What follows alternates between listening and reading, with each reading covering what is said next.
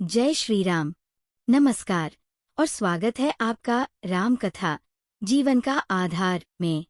मैं हूं आपकी होस्ट आराध्या। इस श्रृंखला में हम साथ मिलकर महर्षि वाल्मीकि की रामायण की उस दिव्य यात्रा पर आगे बढ़ रहे हैं, जहां हर अध्याय केवल कथा नहीं बल्कि जीवन की दिशाएं खोलता है। यह प्रयास न केवल वाल्मीकि की मूल रचना को प्रस्तुत करता है, बल्कि भारतीय लोक कथाओं, शास्त्रों और आस्थाओं के समन्वय से उस अनुभव को और भी सजीव बनाता है, जो केवल सुनने की नहीं, जीने की कथा बन जाए। पिछली कथा में हमने जाना कि कैसे अयोध्या की शांतिपूर्ण संध्या में वशिष्ठ मुनि ने राम, लक्ष्मण, भरत और शत्रुघ्न को उनके पूर्वजों की गाथाएं सुनाईं। उन्होंने हरिश्चंद्र जैसे महापुरुष की तपस्या, त्याग और सत्यनिष्ठा का ऐसा चित्र खींचा जिसने सबके हृदय को झकझोर दिया। राम, भरत और लक्ष्मण तीनों ने उस वंश पर गर्व किया जिससे वे जन्म से नहीं बल्कि आचरण से जुड़ते हैं। आज की कथा में हम प्रवेश करेंगे उस क्षण में जब राजा दशरथ अपने मन में एक अद्भुत विचार लेकर आगे बढ़ते हैं। राजा दशरथ ने वर्षों तक धर्मपूर्वक शासन किया था और अब वे चाहते हैं कि उनका सबसे बड़ा पुत्र राम राज्य की बागडोर संभाले। ये केवल एक पिता का स्नेह नहीं बल्कि एक राजा की दूरदर्शिता है। राजा दशरथ का मानना है कि राम में धैर्य, करुणा, मर्यादा और सत्य के प्रति अटूट प्रतिबद्धता जैसे सभी गुण मौजूद हैं, जो एक आदर्श शासक में होने चाहिए। राम केवल उनके पुत्र नहीं हैं, वो अयोध्या की आत्मा है। तो आइए चले उस प्रसंग की ओर जहां अयोध्या की सुबह एक नई आशा से आलोकित होती है। एक दिन अयोध्या की शांत और शुभ्र सुबह में राजमहल के द्वार पर रथों की आहट गूंजी। राजा दशरथ के समक्ष केकय, देश के युवराज युधाजीत उपस्थित हुए, जो भरत के मामा और रानी कैकेयी के भाई थे। युधाजीत ने राजा दशरथ को प्रणाम किया और सस्नेह भरत को गले लगाया। उनके नेत्रों में स्नेह छलक उठा। बहुत दिनों बाद अपनी बहन और बहन के बेटे को देखकर बहुत खुशी हुई। उन्होंने अयोध्या के नवविवाहित जोड़ों को आशीर्वाद भी दिया और जोड़ों के लिए केके से लाए गए उपहार भी सौंपे। कुछ समय बाद उन्होंने राजा दशरथ से कहा, राजन, मेरी यह प्रबल इच्छा है कि भरत कुछ समय के लिए मेरे साथ केके देश चलें। मैं चाहता हूं कि मेरा राज्य भी उनके गुण, विवेक और मर्यादा से परिचित हो। मैंने सुना है कि भरत अपनी माँ के समान तेजस्वी और अपने पिता के समान धर्मनिष्ठ है। अब उन्हें अपने ननिहाल का प्रेम और वातावरण भी अनुभव करना चाहिए। राजा दशरथ ने पहले क्षण भर सोचा, फिर प्रसन्न होकर ये प्रस्ताव स्वीकार किया। रानी कैकेयी भी हर्षित हुई और स्वयं जाकर भरत और उनकी पत्नी मांडवी को इस यात्रा के लिए तैयार किया। शत्रुघ्न, जो बचपन से ही भरत के सबसे अच्छे मित्र और उत्साही अनुयायी थे, ने भरत से इस यात्रा पर साथ चलने की अनुमति मांगी। राजा दशरथ ने मुस्कुराकर स्वीकृति दी। शत्रुघ्न की पत्नी श्रुति कीर्ति भी इस मंगल यात्रा में उनके साथ चलने को तैयार हुई। राजमहल में उस दिन एक अनोखा दृश्य था। प्रेम, वियोग और गौरव के भाव एक साथ उमड़ रहे थे। रानियां स्नेह भरी दृष्टि से अपने पुत्रों को देख रही थी। मांडवी और श्रुति कीर्ति केकय देश की कल्पनाओं में मग्न थीं। संध्या के समय दोनों राजकुमारों के रथ राजद्वार से बाहर निकले।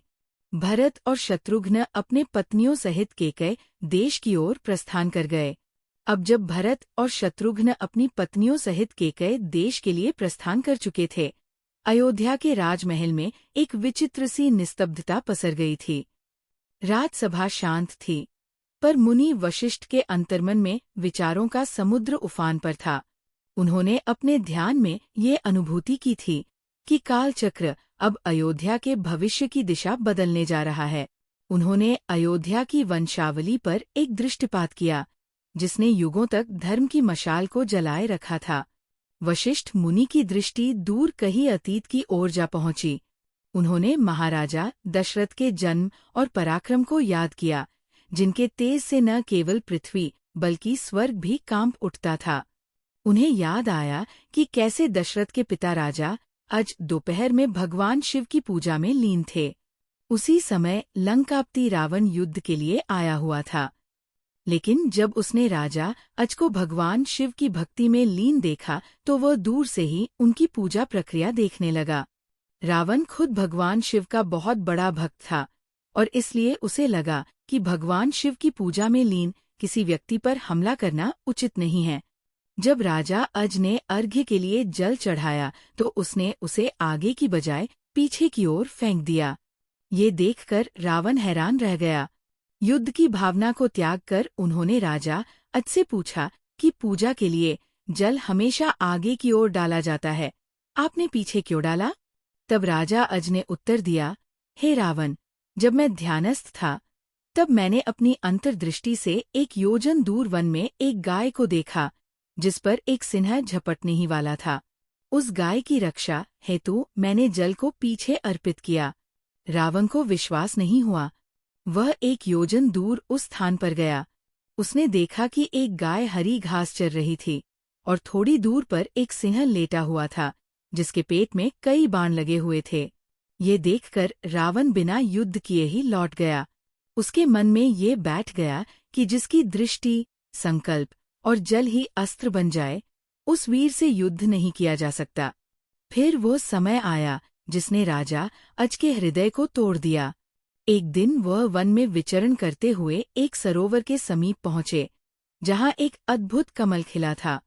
वह कमल जैसे उन्हें अपनी ओर बुला रहा था, पर जितना राजा अज उसके पास जाते, वह उतना दूर खिसक जाता। अंततः आकाशवाणी हुई, हे राजन, तुम अभी निःसंतान हो, इस पुष्प के योग्य नहीं। ये वाणी उनके हृदय पर वज्र समान पड़ी। वापस लौटकर राजा अज अत्यंत चिंतित रहने लगे।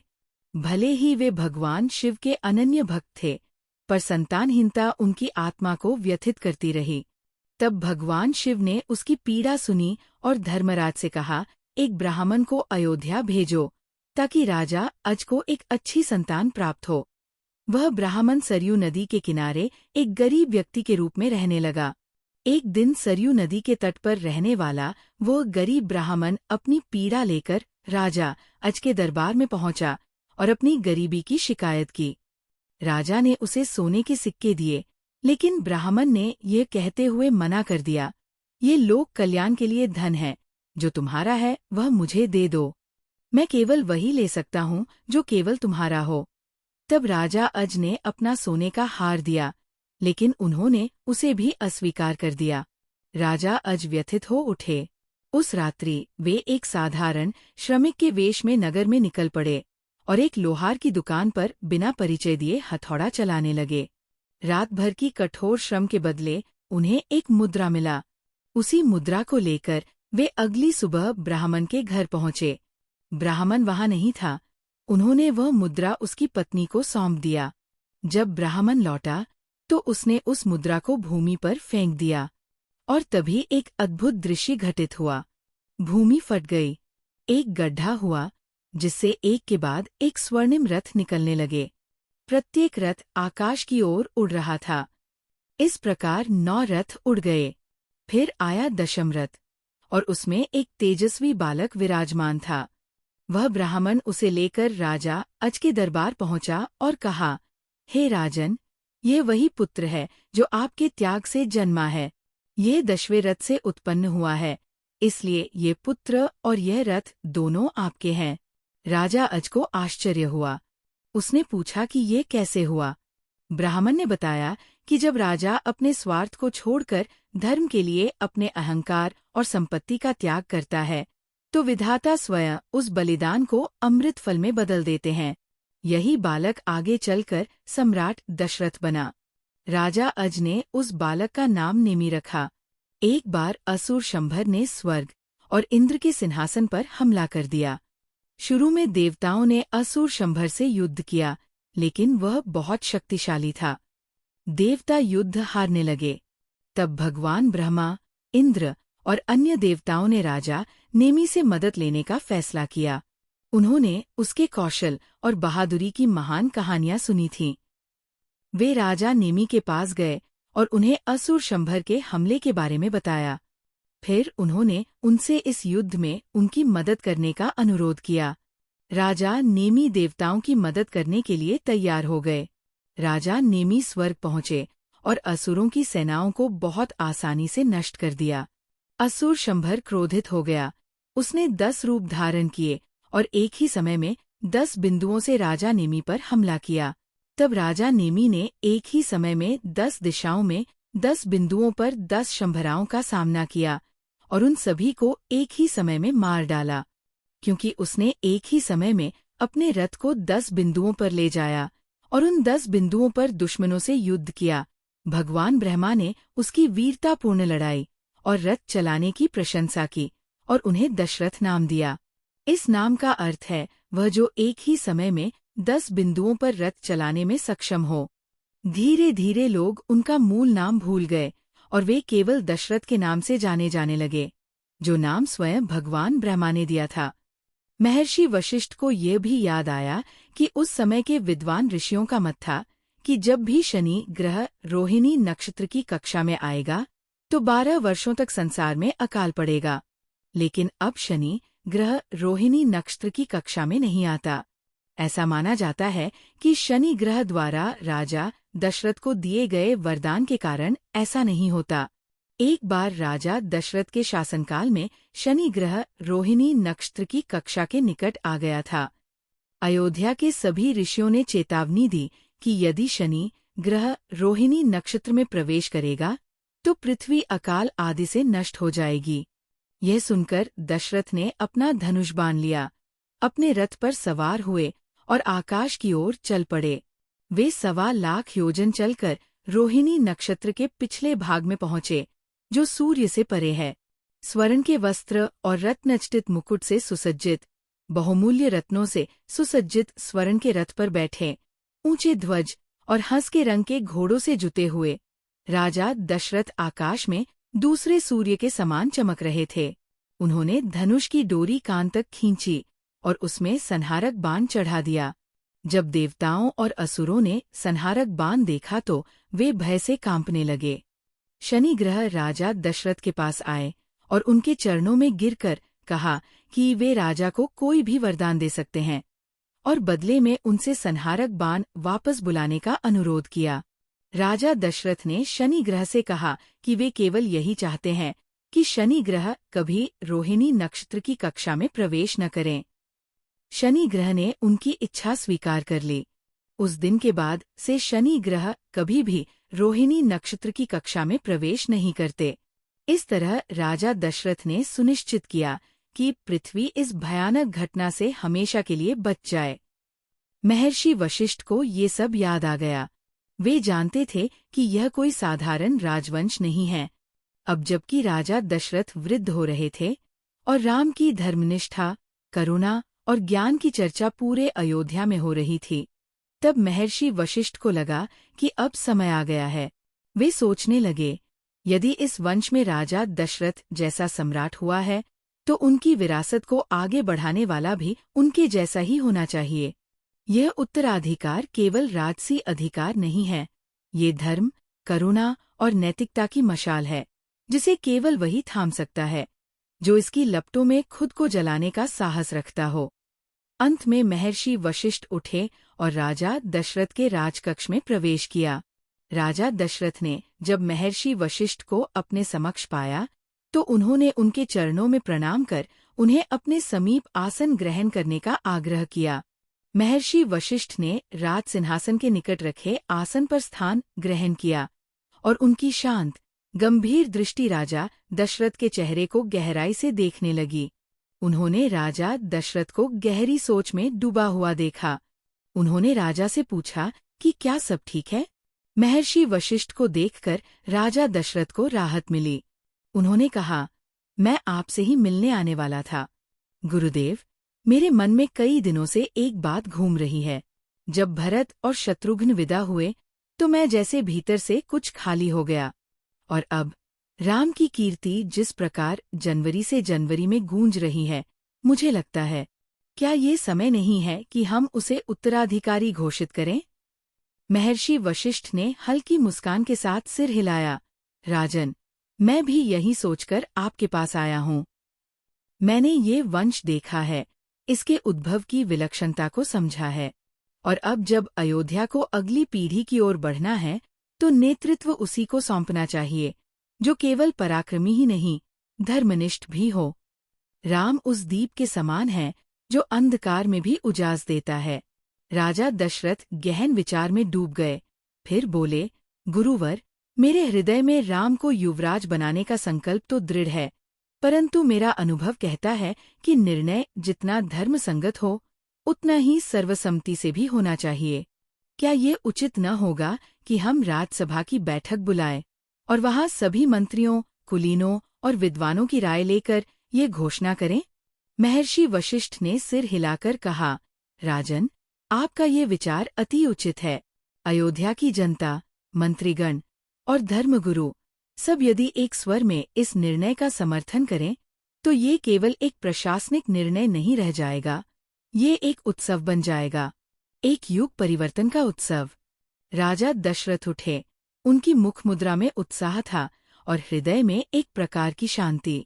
उन्होंने तुरंत अपने प्रमुख सेवकों को बुलाकर आदेश दिया, सभा की तैयारी की जाए। कल सूर्य उदय होते ही समस्त मंत्रीगण, कुलीनजन, मुनिगण और नगर प्रमुखों को आमंत्रित किया जाए। अयोध्या के भविष्य का द्वार अब खुलने वाला है।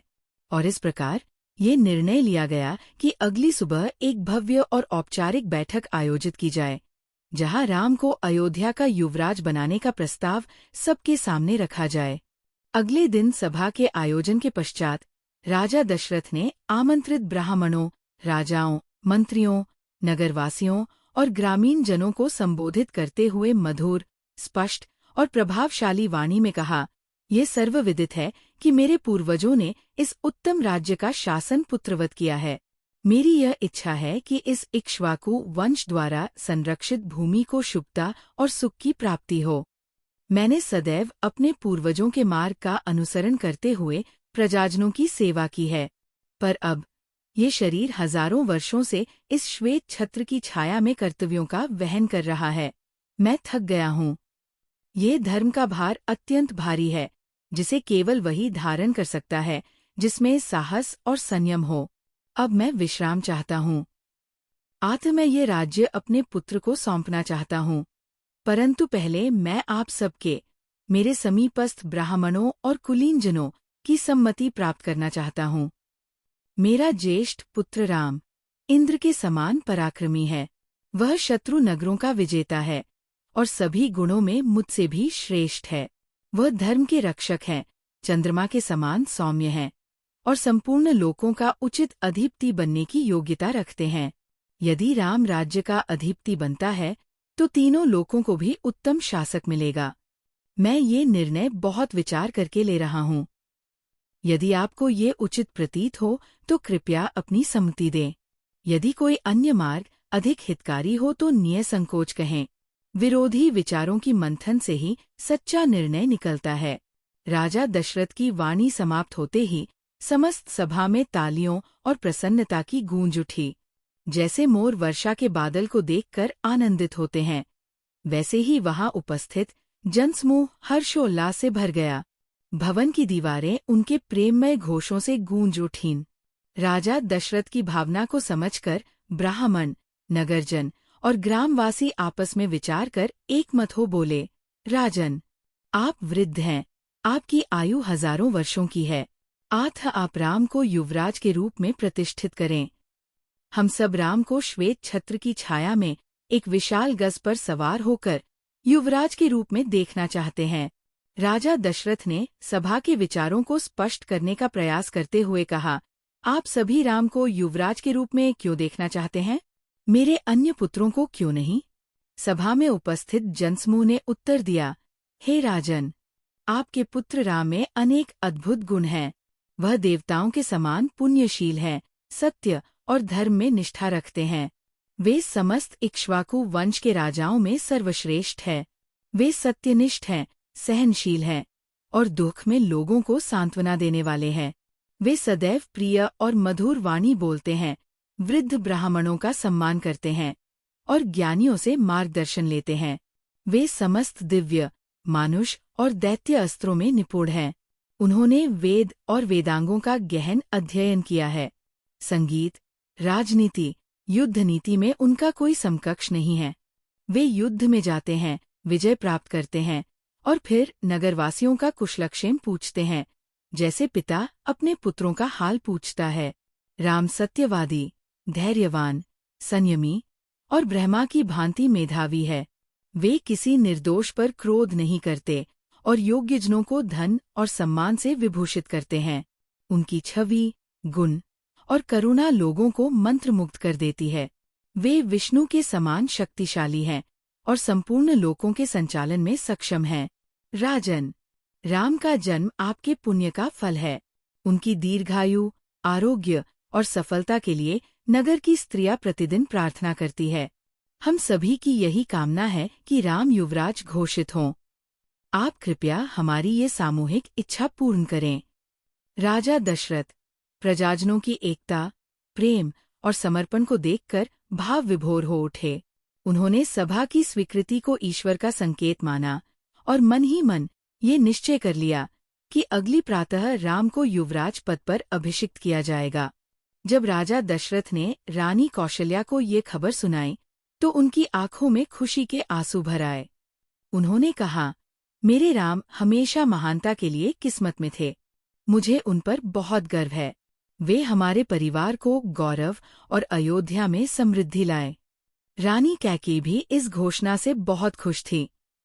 हालांकि भरत उनके बेटे थे, लेकिन वे राम से बहुत प्यार करती थी और राजा दशरथ के फैसले का पूरे दिल से समर्थन करती थी। राम के प्रति उनका स्नेह कौशल्या से कम नहीं था और वह उनके राज्याभिषेक को देखने के लिए उत्सुक थी। राज्याभिषेक की तैयारियां शुरू होने पर लक्ष्मण राम के पास पहुंचे। उन्होंने कहा, भाई, तुम्हारा आनंद मेरा आनंद है और तुम्हारे कर्तव्य मेरे कर्तव्य होंगे। मैं तुम्हारे साथ खड़ा रहूंगा और अटूट निष्ठा के साथ तुम्हारी सेवा करूंगा। हमेशा विनम्र रहने वाले राम ने लक्ष्मण के कंधे पर हाथ रखा। लक्ष्मण, तुम्हारी शक्ति और भक्ति हमेशा से ही मेरा सबसे बड़ा सहारा रही है। हम सब मिलकर धर्म की रक्षा करेंगे और अयोध्या की सेवा करेंगे। महर्षि वशिष्ठ ने अगले दिन राज्याभिषेक समारोह के लिए शुभ दिन चुना और तैयारियां पूरे जोर शोर से शुरू हो गईं। राजमहल को फूलों से सजाया गया और अयोध्या की सड़कों को साफ करके सजाया गया। कारीगरों ने सोने के सिंहासन बनाए और समारोह के लिए बेहतरीन रेशम और आभूषण मंगवाए गए। राम पूरे समय विनम्र बने रहे। उन्होंने अपना पूरा दिन अयोध्या के लोगों से मिलने, उनकी जरूरतें सुनने और उनका आशीर्वाद लेने में बिताया। उनकी विनम्रता और करुणा ने लोगों के मन में उनके प्रति प्रेम को और भी गहरा कर दिया। उधर राजा दशरथ और महर्षि वशिष्ठ ने रानियों कौशल्या, कैकेयी और सुमित्रा से विचार विमर्श किया। राजा दशरथ ने पूछा, क्या हमें भरत और शत्रुघ्न के लौटने की प्रतीक्षा करनी चाहिए? वे हमारे पुत्र हैं और राम के इस महत्वपूर्ण दिन में उनका उपस्थित रहना उचित होगा। महर्षि वशिष्ठ मुस्कराए और बोले, महाराज, आने वाला दिन अत्यंत शुभ मुहूर्त लिए हुए है। ब्रह्मांड की गति और देवताओं की इच्छा दोनों ही इस क्षण को विशेष बना रही हैं। यदि हम इसे टालते हैं तो ऐसा अवसर पुनः मिलना कठिन होगा। कैकेयी ने सिर झुकाकर कहा, भरत और शत्रुघ्न को राम से जो प्रेम है वह सच्चा और गहरा है। वे स्वयं यही चाहते यदि यहाँ होते कि ये पावन कार्य किसी विलंब के बिना पूर्ण हो। सुमित्रा ने सहमति में कहा, राम का राज्याभिषेक केवल एक व्यक्ति का नहीं, पूरे अयोध्या के सुख और धर्म का उत्सव है। भरत और शत्रुघ्न इस भावना को अवश्य समझेंगे। इन वचनों से दशरथ का मन शांत हुआ। उन्होंने गंभीर स्वर में कहा, यदि आप सभी की सम्मति यही है और यदि धर्म और देवता इस दिन को अनुमोदित कर रहे हैं तो मैं भी सहमत हूँ। हम आगे बढ़ेंगे। अयोध्या में इस फैसले की खबर जंगल में आग की तरह फैल गई। लोगों ने दिए जलाकर, गीत गाकर और अपने घरों को सजाकर खुशी से जश्न मनाया। शहर में जश्न का माहौल था, क्योंकि हर कोई अपने प्रिय राम के राज्याभिषेक को देखने के लिए तैयार था। बाजार में एक कुम्हार ने अपने पड़ोसी से कहा, राम सिर्फ राजा के बेटे नहीं हैं, वे हम सभी के बेटे हैं। उनकी दयालुता और निष्पक्षता ने अयोध्या के हर व्यक्ति के जीवन को छुआ है। एक किसान ने कहा, राम के हमारे राजा बनने पर अयोध्या वास्तव में स्वर्ग बन जाएगी। जब अयोध्या राम के राज्याभिषेक की तैयारियों में रंगी हुई थी, तब विधाता एक भिन्न योजना बुन रहे थे। महाराज दशरथ, रानियां और समस्त राजपरिवार जहां एक उज्ज्वल भविष्य की कल्पना में मग्न थे, वही भाग्य एक ऐसा मोड़ लेने वाला था जो इस आनंदोत्सव पर छाया बनकर आने वाला था। फिर भी उस क्षण अयोध्या में केवल हर्ष था। राम के रूप में धर्म, करुणा और न्याय के प्रतीक के आगमन की प्रतीक्षा थी। राजा दशरथ का ये निर्णय केवल एक पिता की भावना नहीं था, यह उनके अनुभव, विवेक और दूरदर्शिता का प्रतीक था। यह उस युग के एक निर्णायक अध्याय की शुरुआत थी, जहां एक ओर उल्लास और प्रेम का प्रकाश फैला, वहीं दूसरी ओर नियति की छाया धीरे धीरे पास आती जा रही थी। राम का राज्याभिषेक केवल एक राजतिलक नहीं, बल्कि धर्म के मार्ग पर चलने वाले हर व्यक्ति के लिए एक प्रेरणा बनने वाला था। किंतु जैसा कि राम कथा बार बार हमें सिखाती है, धर्म का पथ सरल नहीं होता। अगली कथा में हम देखेंगे कि कैसे ये आनंदमयी यात्रा एक अनपेक्षित मोड़ लेती है, एक ऐसा मोड़ जो केवल राम के नहीं, बल्कि पूरे अयोध्या के जीवन को बदल देता है। इस कहानी श्रृंखला को सुनने के लिए आपका धन्यवाद। कृपया इसे अपने प्रियजनों के साथ साझा करें, ताकि भगवान राम की गौरवमय कथा और धर्म का आलोक हर जीवन को प्रकाशित कर सके। भले ही हम ये न जान सकें कि इतिहास के प्रत्येक क्षण में वास्तव में क्या हुआ था, पर रामायण की ये शाश्वत कथा हमें बार बार यही सिखाती है कि जीवन में धर्म, सत्य, करुणा और कर्तव्य का मार्ग ही वास्तविक कल्याण की ओर ले जाता है। भगवान श्री राम आपके जीवन में धर्म, शांति और समृद्धि की वर्षा करें। जय श्री राम।